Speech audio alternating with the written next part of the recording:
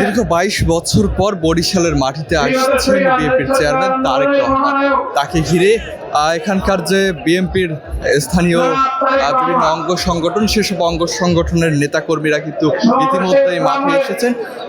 আমরা জানিয়ে রাখি আপনাদের, কিছুক্ষণের মধ্যে বেলা ১২টার দিকে কিন্তু এখানে জনাব তারেক রহমান এই মঞ্চেই কিন্তু আসার কথা, এবং বরিশালবাসীর জন্য কিন্তু তিনি এসে কিন্তু বরিশালবাসীর জন্য কথা বলবেন এবং নিজের নির্বাচনী প্রচারণার অংশ হিসাবেই কিন্তু আজ ১২টার দিকে কিন্তু বরিশালের এই বেলস পার্ক মাঠে আসবেন। এর আগে কিন্তু তিনি রংপুর সহ সিলেট সহ বিভিন্ন বিভাগে গিয়েছেন এবং ভোটারদের কাছে কিন্তু তিনি ভোটারদের যে ধানের শীষের প্রতীক, সেই শেষ প্রতীক নিয়ে কিন্তু কথা বলেছেন এবং তার যে ভোট সেটি কিন্তু চেয়েছেন। তার এই ধারাবাহিকতায় আজ কিন্তু আসছেন তারেক রহমান এই বেলস পার্ক মাঠে।